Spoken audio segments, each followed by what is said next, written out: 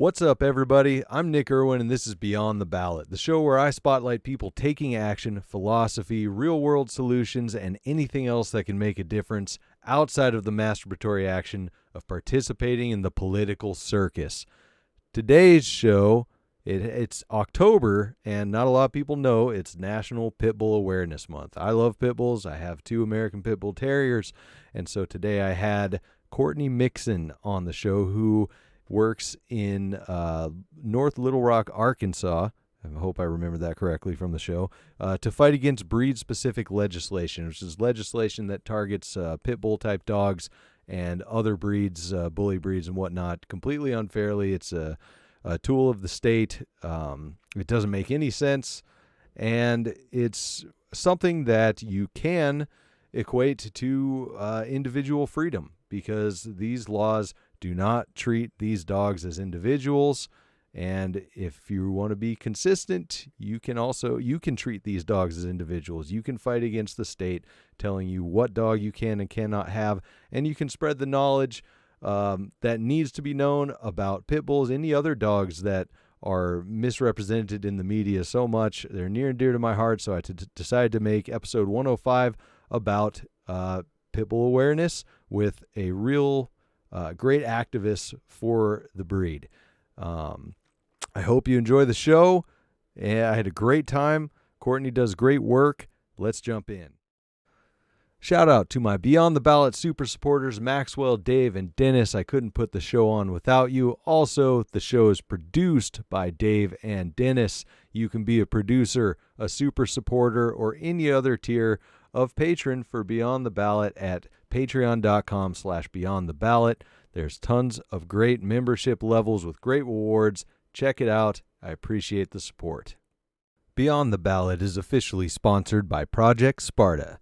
Now's the time to get healthy and in shape.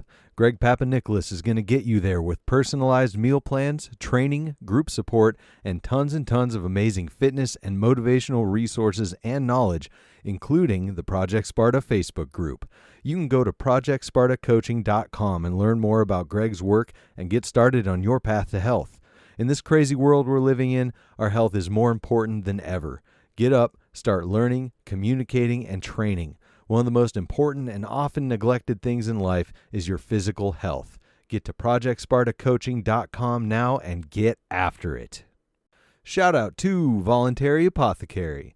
Voluntary Apothecary is here to fulfill all of your beard care needs. They carry beard oil, mustache wax, beard butter, and more. I only use their beard care products, and I love them. You can check out their amazing products at voluntарyapothecary.com, and listeners of the show can take 10% off your order with code BEYOND at checkout.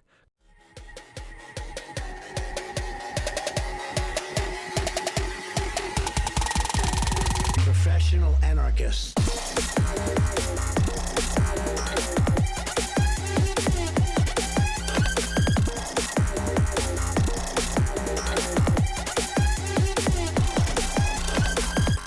You guys are getting paid? Welcome back to another episode of Beyond the Ballot. I am, as usual, Nick Irwin, and I'm here today with Courtney Mixon for National Pit Bull Awareness Month, which is October. We're going to talk about first of all, how awesome pit bulls are, of course, and other bully breeds and whatnot that are affected by breed-specific legislation and the problems around that kind of stuff, your activism in that and all that. So, yeah, tell everybody what you do and your relationship with bully breeds and all that stuff. Well, it all started when I had a good friend, was in Mexico for a vacation with her family, and the shelter got a call about a pit bull type dog, and her friend was house sitting for him, and they took pictures of this dog inside the house from the street, and so that's what really kind of sparked my activism in this. She had to rehome her dog. The dog is an emotional service dog, which is not covered by the FDA, Federal Disability Acts, or anything like that. So I started educating myself on it, reaching out to other organizations, asking what I can do, what I needed to do to get BSL to be ended in my city, which is North Little Rock, Arkansas. So because of that, it's gotten blown up, and we made a Facebook group. I've been on the news several times.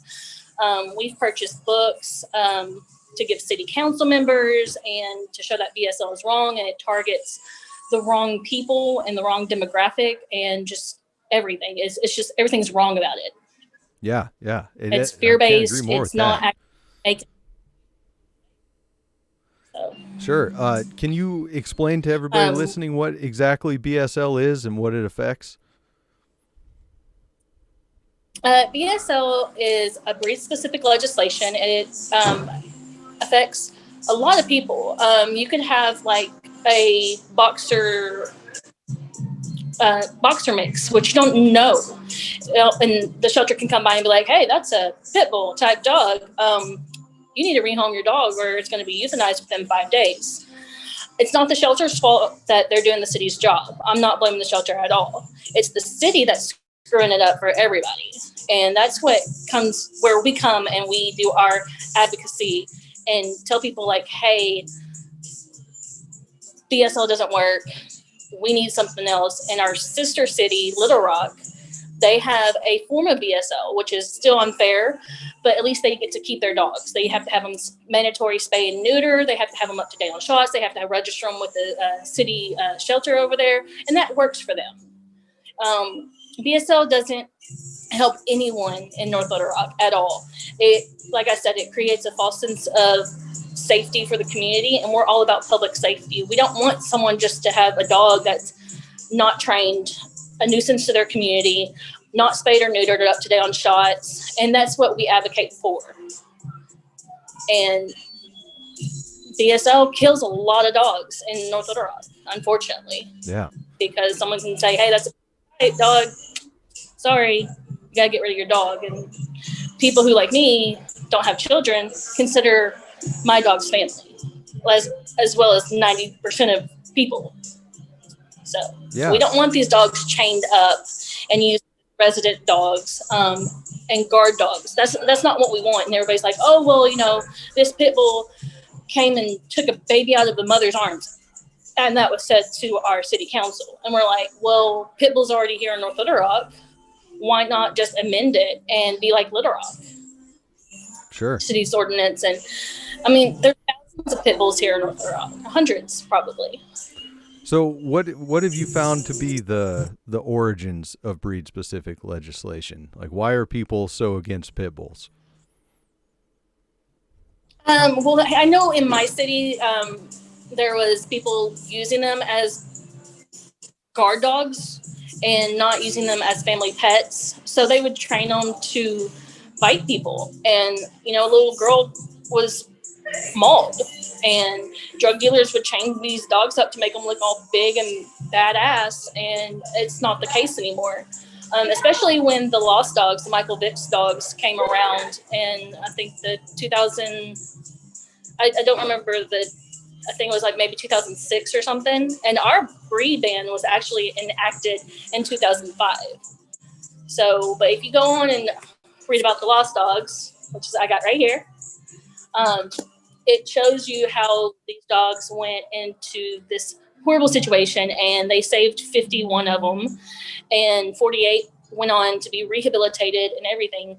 And actually, one of the last Lost Dogs, Victory Dogs, passed away recently. So, but yeah, people were using these dogs to like as guard dogs, and that's what really sparked our ban and everything. So, and I think that's because of the Sports Illustrated magazine.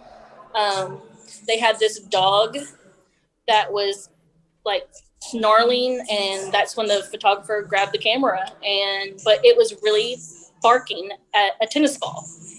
So misconception of these breeds is crazy stupid. Oh, they have locking jaws. Their bite force is 335 PSIs, and it's not. It's 235. A German Shepherd's is that, but pit bulls don't have locking jaws. They don't have anything that like just locks. They don't have that. They're just like any other dog. Yeah, absolutely. Yeah. It's really strange to me with the history of bully breeds being what it is. They were, working dogs at first, cattle dogs to help people get bulls to the market and whatnot, and they eventually became the United States' poster dog around World War II time and whatnot. Nanny dogs taking care of children and everything. I believe a pit bull in World War II was one of the only dogs to win something like a Silver Star for honor for the people that it saved in World War II and whatnot. And then years later with dog fighting, and because there was, of course, bull baiting and pit fighting and whatnot back in the day, way back in the day, and there always has been dog fighting. And then the culture shifted to more of a status dog, and people not handling them responsibly much later in probably late 1900s, probably 70s on. And it's never really been recovered until now with a massive push for rehabilitating the image and not just the dogs. And I think from what I've seen, a lot of the hate that I find for pit bulls everywhere has stemmed from just ridiculous places like 4chan and places like that in my opinion was rooted in racism with why they were hating pit bulls because of the people that owned them and what they used them for. But it's gotten more mainstream than that, the hate, and people sarcastically call them the breed of peace, all kinds of stuff, make fun of people for them. And it's really just, kind of incel basement dwelling nonsense at this point, the talking points that they put forward, because the things that they say, like you said, the lockjaw and the bite pressure is all nonsense. Some other stuff that people say is that there's more pit bull related attacks than any others. They're not. It's a fault on media reporting, and it's much more publicized because of the damage they are able to do as strong dogs, but smaller dogs in different breeds attack way more. They do. Like the pack of the 7 dachshunds that attacked and killed the lady, I think about a year and a half, 2 years ago. The Husky Malamute mix ate the 4-year-old's hand off, You don't hear about that because it's not such a hot button subject as the pit bull type dogs. And that's why the media represents more pit bull maulings than you would a lab mauling. I get asked all the time, well, why are you fighting this legislation? Why do you want to own this type of dog when they're known to be more dangerous than other dogs? And they're not. There's no scientific evidence that this one particular kind of dog will attack another one. There's no scientific evidence. Animal Farm Foundation has done an amazing job with researching this, and they actually posted a fear versus fact sheet on their website, which is amazing. They have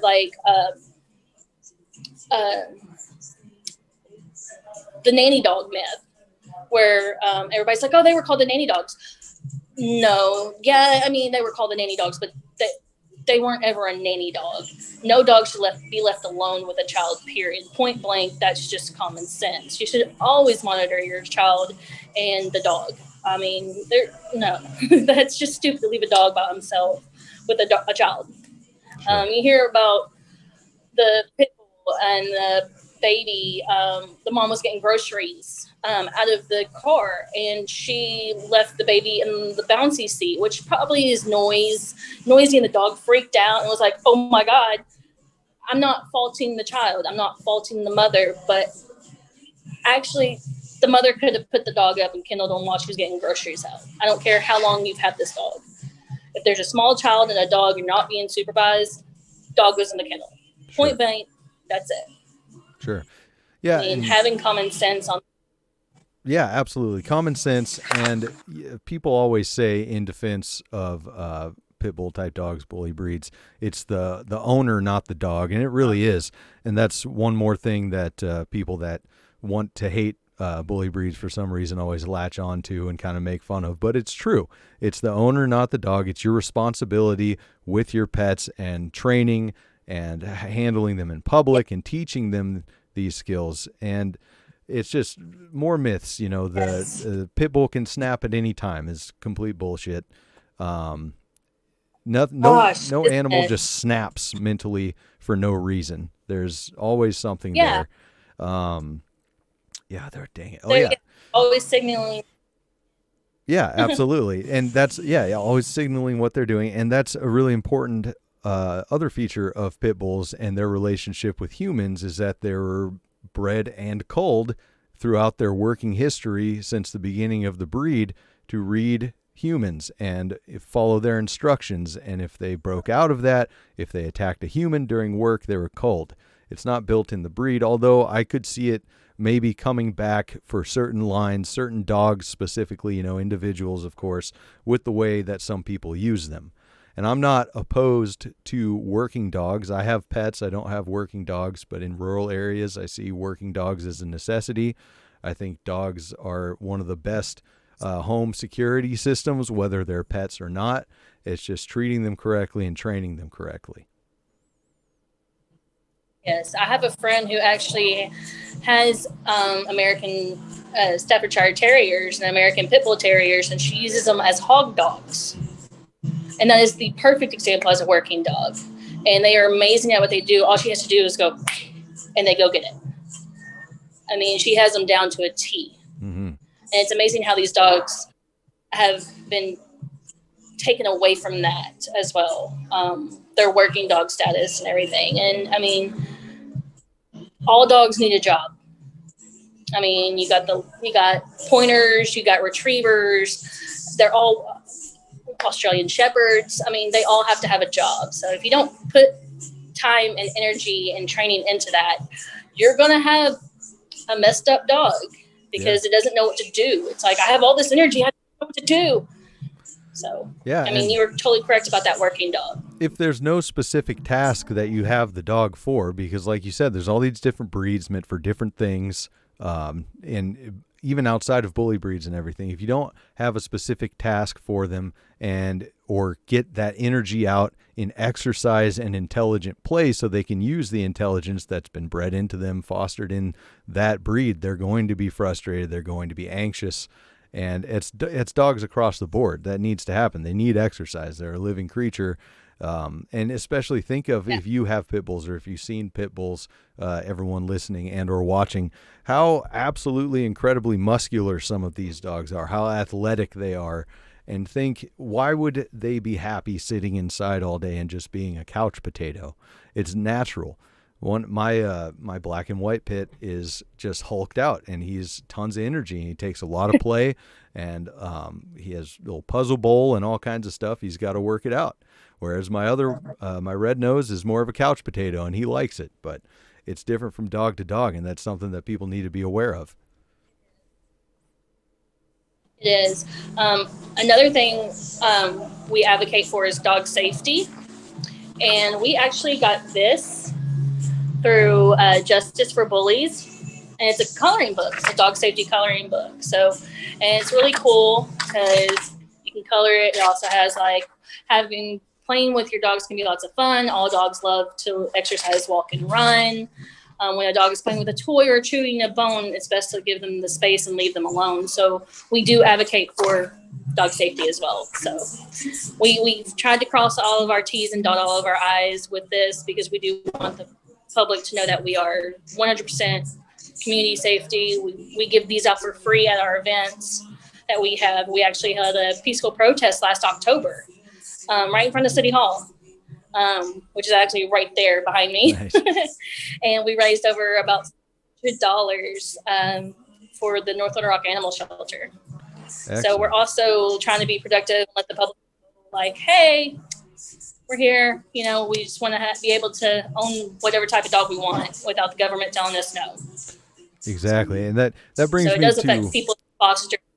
Yeah, sorry. That brings me to another question because a lot of people fight BSL through, state channels, voting and petitions and all that kind of stuff. But the show's Beyond the Ballot. We're talking about going beyond voting, and things like peaceful protests, I think, are great. An idea, I'm not sure what people do, so I was going to ask you, outside of state systems and state methods, how you could go about doing that. One thing that popped in my head was people like to do not just peaceful protests, but say marches. for cannabis legalization, people have done marches where they go out in the street and smoke cannabis, just whether or not they're breaking the law, they're doing what they think is right and they're out there doing it. I'm sure there's massive dog walks to protest this stuff, but I thought that'd be an interesting idea.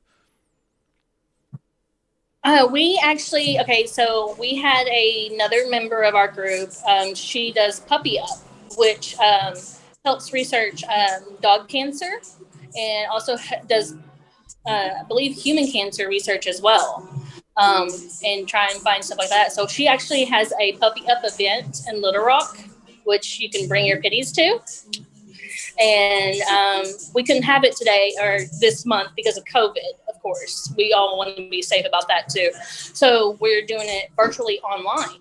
And we actually had a booth, and we set up and we bought like a $30 placement on the map, and we had the dog safety coloring books. We had the information on why BSL doesn't work. So, I mean, we do events as well as like that too. We went to city council. We had about 15, 20 people speak at city council at the end because you can do public commenting.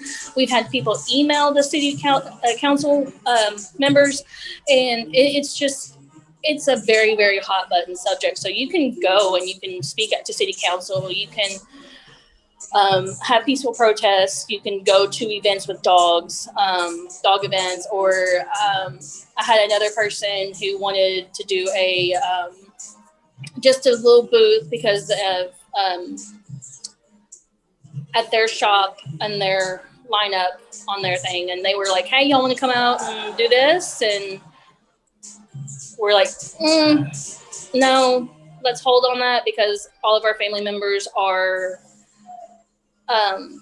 Have issues like diabetes, heart disease, and stuff like that. So we didn't want COVID to do that. So right now, there's nothing we can really do for that. But I mean, just getting online and being like, hey, I mean, even in your neighborhood chat association page on Facebook, I mean, just be like, hey, remember that time when North Little Rock repealed BSL and North Little Rock came and showed up and raised $600? Yeah, we want to do that again soon. So just being educated as well on this matter. And I've reached out to several state officials who have texted me, and they're like, well, I don't know what her stance is. And then they'll text me back another day. They're like, oh, yeah, but, she's all for ending BSL, but it's really up to the cities that have BSL. And I'm like, well, we can get it statewide repealed like Arizona did. Right. So it's really, you can do so much with, well, not right now, COVID. Sure. Well, I know of quite a few listeners of the show who are pushing back against the lockdowns and whatnot as well. So take it as you will, listeners, how you're going to push back against BSL and or the lockdowns or put those things into action together. It's up to you, of course. I think another great thing for clearing the image and bringing it to people's attention is ambassador dogs, is having very well-trained dogs that you can take out to meet people. Do you guys have any of that going on in your community? We do, actually. We had at Puppy Up, we had a trainer. Her name is Karen, and she came all the way from Florida because her dog Harley was the ambassador for Puppy Up because she had cancer, and she recently passed away. But we have so many ambassadors here in Little Rock. We had Chad the Pit Bull in Pennsylvania, and he recently just passed. But we were all connected with him, and we would share his image and be like, hey, look how great this Pit Bull type service therapy dog is. He's amazing. Look what these dogs can do.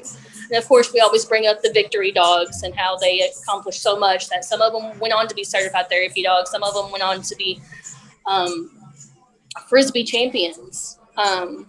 And so we don't have any in North Little Rock due to the fact of BSL, but we do have several surrounding us as well.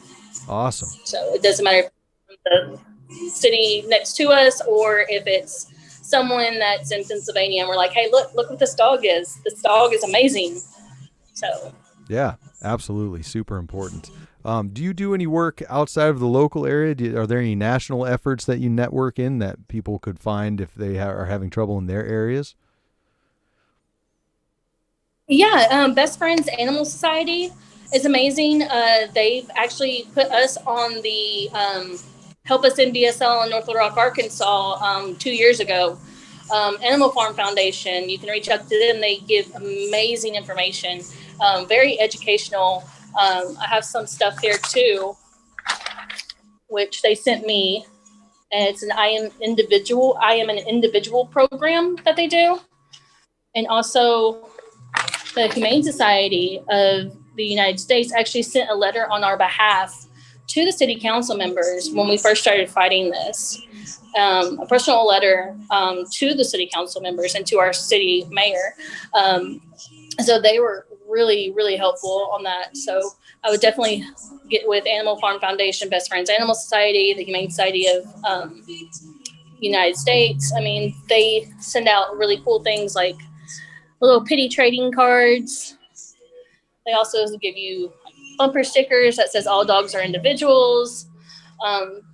They're really, really awesome about that. Awesome. And, it's pretty cool that those slogans about all dogs being individuals, that just dovetails perfectly in with the demographic of this show. A bunch of anarchists and libertarians and free thinkers who want to judge people on an individual level. Well, why wouldn't you extend that to dogs? It's, man's best friend. There are pets. They're pretty much a lot of our kids, working companions Yes. in every way. They should be judged the same way. It's a perfect cause to take up outside of whatever other individual causes you're taking up.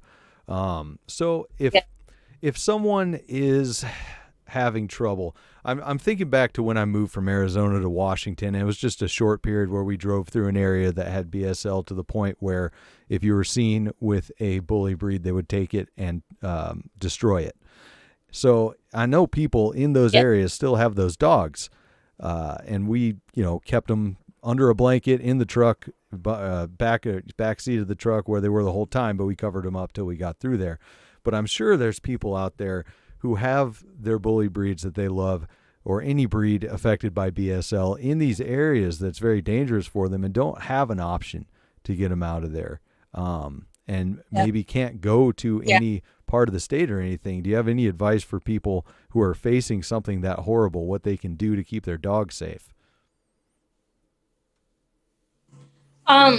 Research it before you move, or if you have to drive through it, because even when they were rescuing the victory dogs, there was they stopped in Arkansas while they were traveling to the sanctuary in Utah, and they stopped in Arkansas, and this guy goes, "Hey, you better get out of Arkansas. It's known for BSL, And they're like, "What?" So he's like, "Yeah, if someone catches you with that type of dog, they're gonna take it and destroy it." And they were so freaked out that they drove on through, and they're like, "We can get gas later. Let's just get out of here before we've already rescued these dogs from a horrible situation, and now they're going to be euthanized, and we can't do that." So, I mean, imagine having like 5 dogs from that rescue ring, and someone telling you like, "Hey, catch it, it's going to be destroyed." And no, let's go.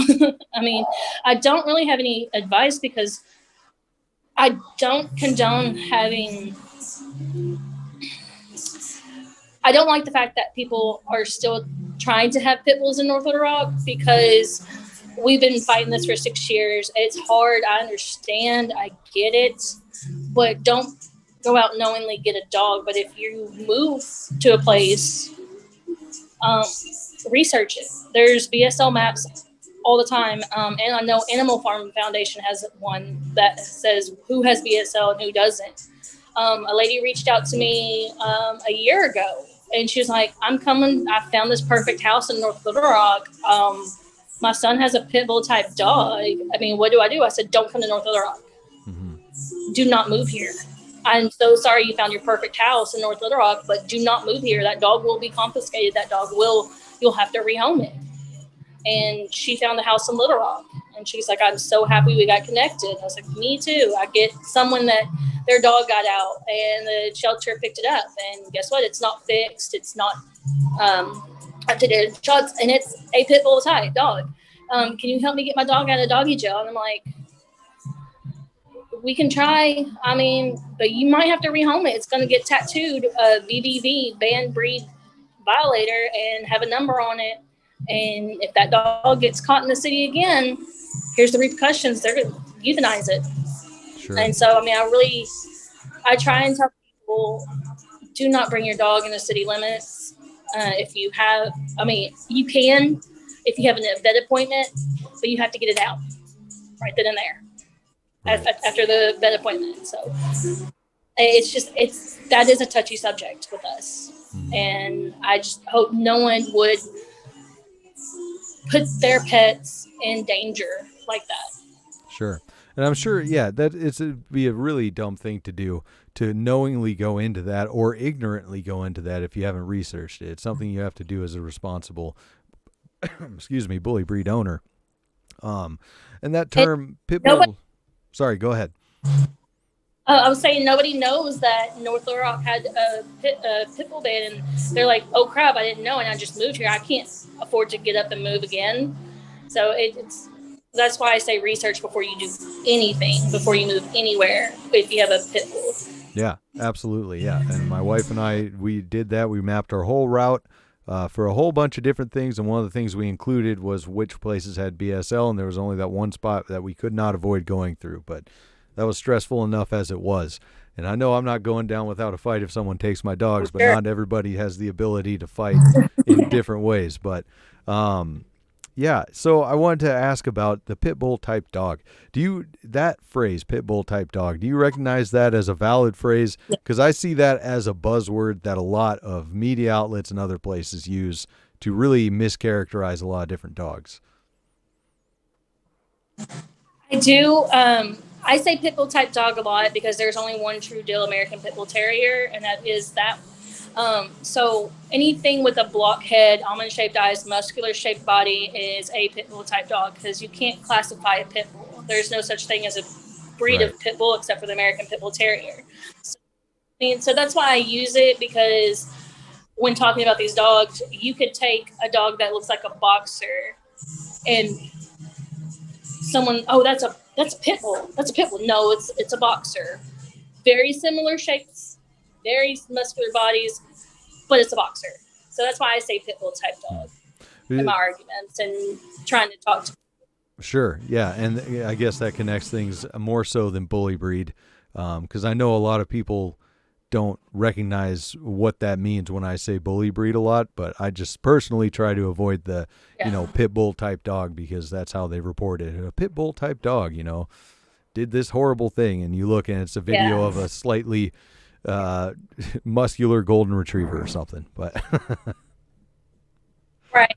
And it sucks because media portrays them as that as well, but they also just flat out say, "Oh, a pit bull killed a 5-year-old, and this is what happened, and this pit bull, and da-da," but you don't. And then when it's not a pit bull, a dog bit a kid's hand off. But I'm like, what's the difference? They're both dogs. Why do you have to label one as something? Sure. So. Yep. Yeah, and I think that, like we said near the beginning of us talking, comes down to the demographic that has been, characterized as owning these animals and how they're portrayed, how all that stuff. It's terrible. Terrible stuff.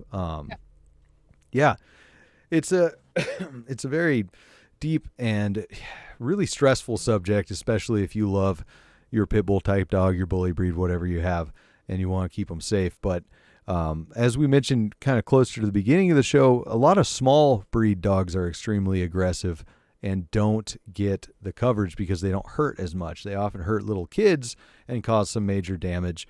And then the example, like you said, of the pack of dachshunds that killed a lady, but you don't hear that too often. And once again, it comes down to what we said of proper training, proper care for your animal. Because people get these small dogs like, oh, they're so small, and they don't bother training them, and the dogs turn into just complete assholes. Yes.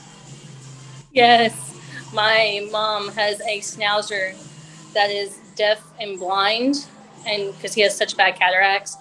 And I turned around and I let him sniff my hand to let him know I was there, and I tried to go pick him up, and he turned around and he bit the living hell out of me. And of course, and it doesn't get reported because I'm like, oh, it's a small dog. It's not going to do anything but piss my mom off, basically, if I report it. So, I mean, you don't get the report smaller animal bites than you do the bigger animal bites. Sure. Absolutely. Yeah. And you're right. I mean, absolutely 100%. I mean, I had a lab that was a male aggressive dog, and he hated men. He was abused by one. He wouldn't let my husband come around me. He absolutely was just like, I don't want to do anything with men. And that's what happened. So we were very, as dog owners, we were like, don't come near him. He's going to bite you. He's aggressive with men. And so we made it a point to make sure that people knew, men especially knew, he was aggressive towards them because of his past. And as dog owners, you have to do that too. Because you can have a dog aggressive dog and be okay and train it and contain it and manage them correctly.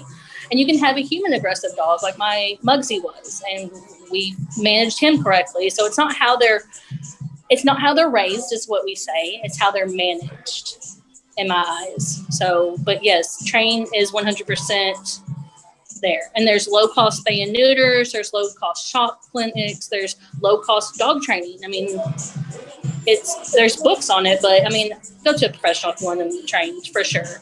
Sure, absolutely. And this is just one more area in which I would, of course, encourage people to avoid involving the law at any point. You know, we talk about that a lot for a lot of different things, but if you think about the amount of dogs that police kill every year for absolutely no reason, and many more pit bull type dogs, bully breeds, whatever you want to call them, than any others are killed because of the stereotypes. And it's just the saddest videos and the most ridiculous circumstances, shooting them through a fence, through a door, when they haven't even attacked, any cops or any people. Because they feel they're scared for their lives because cops are a bunch of scaredy cats, especially when it comes to dogs. Or, marmots in the middle of the road or a porcupine or something like that. They like to shoot those too for some unknown reason to me, but there's videos of that out there. But just, handle it with the people around you if you can. Good relationships with your neighbors, with the people in your community. The show's all about building community, and this is an aspect of community, as people's pets, people's animals. Yes, 100%. Yeah. And that's why we go out to events and we show them like, hey, we're not bad people. We just want to be able to own the type of dogs we want to own. Yeah. So we're not looking at an aggressive dog just because it's a pit bull type dog or a bully breed or whatever. It sucks when you can't help the rescues around you in Arkansas, when you can't even foster them as well, because people think they're aggressive and you have BSL, and they're always asking for fosters. Sure. So that's another reason why we fight it too. Is there any ability to take the dogs that are kind of stuck there in that area with BSL and foster them outside of that area? Do they allow you to transport them out? Yes. North Little Rock Animal Shelter has done a great job of that. They've actually, before, they wouldn't even let anyone foster them to go to Northern State Rescues.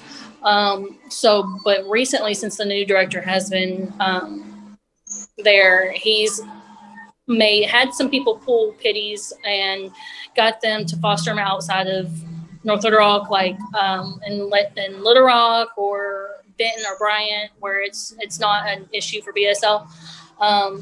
And yes, he has been able to do that and like let the northern states pull them. So, as well as Out of the Ashes and Rescue, Nova Star Rescue are some of the two biggest pit bull rescues here in Arkansas. Awesome. So they do an amazing job. Yeah, that's great.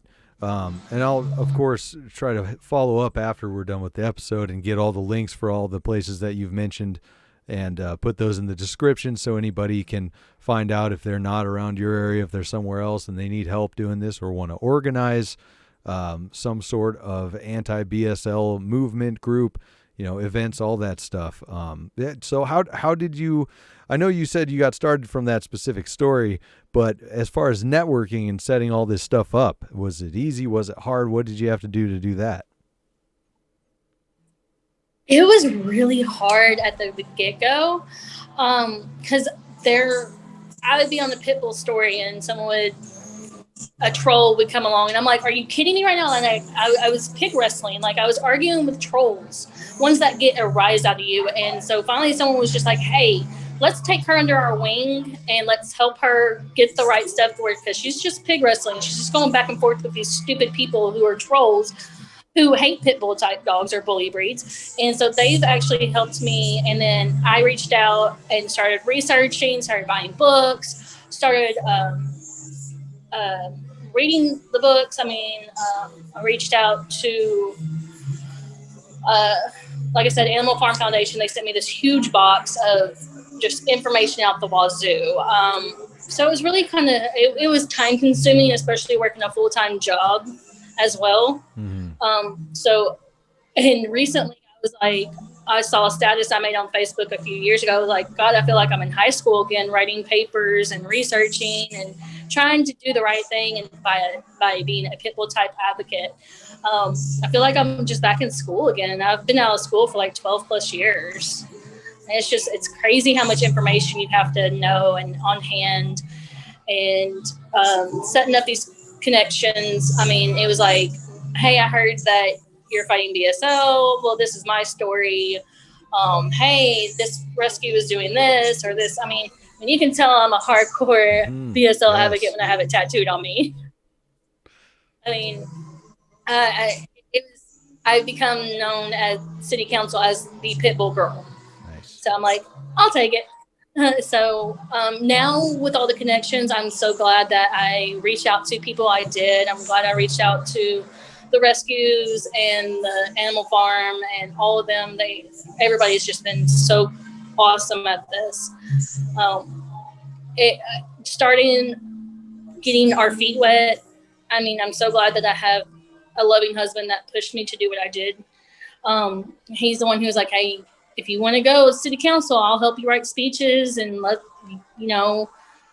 we'll go. You got this. I was so nervous. The first time I ever spoke at city council, I was like shaking. I was like literally like this, because I'm such an introvert and I do not like being social. I hate being in the social places.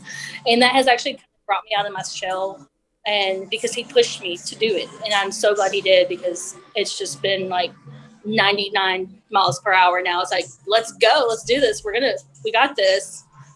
Heck yeah. So awesome. it's been yeah. And it's important, just like anything else that you want to combat, that you want to make people aware of, that you want to be able to speak intelligently on, that you do put in that work, you study it, and know what you're talking about, because it can only cause more damage if you don't know what you're talking about and you try to spearhead a charge in a direction like that.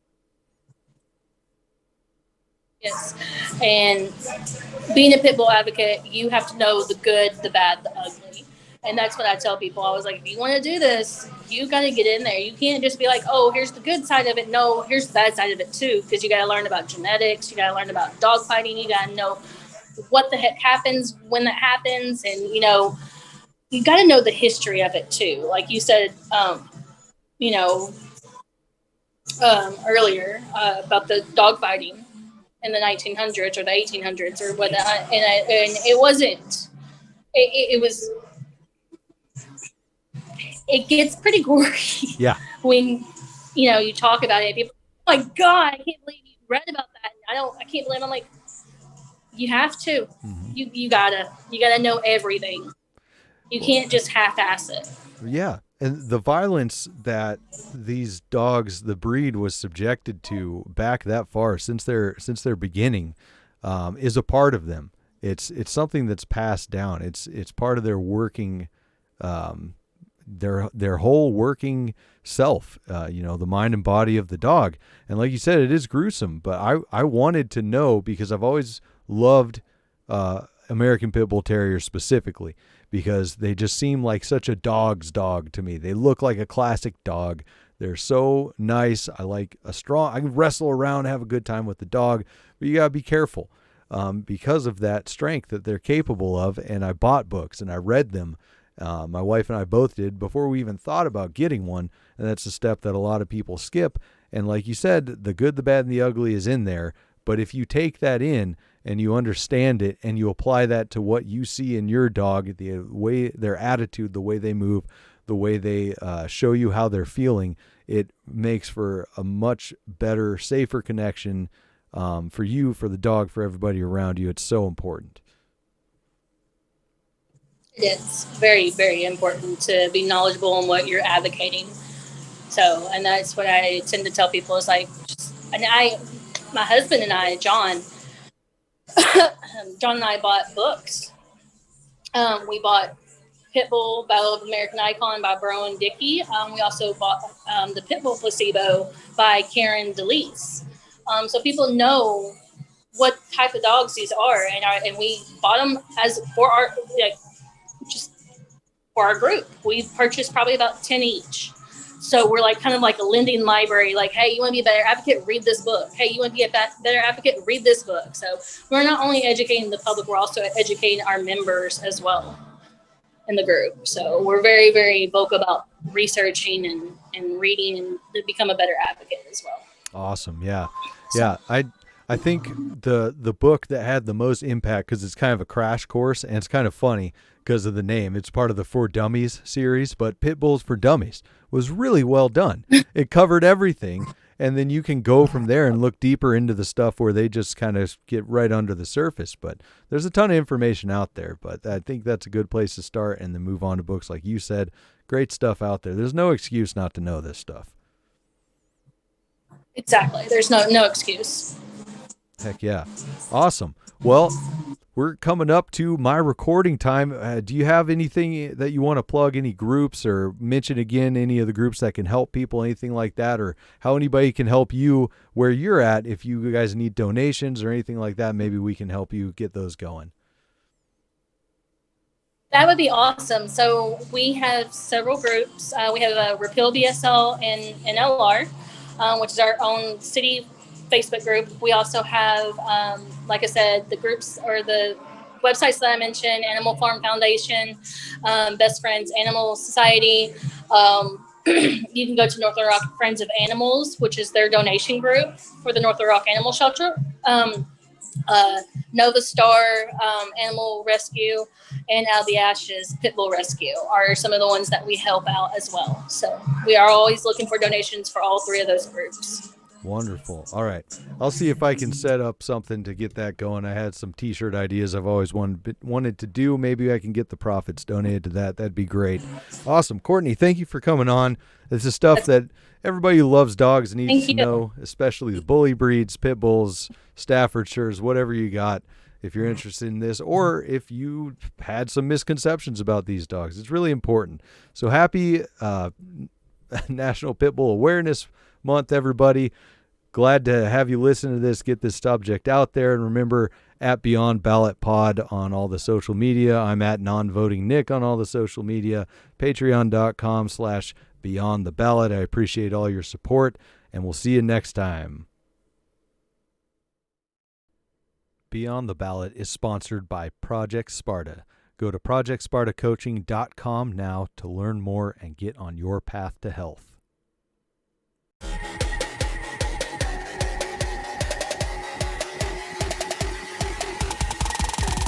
Professional anarchists.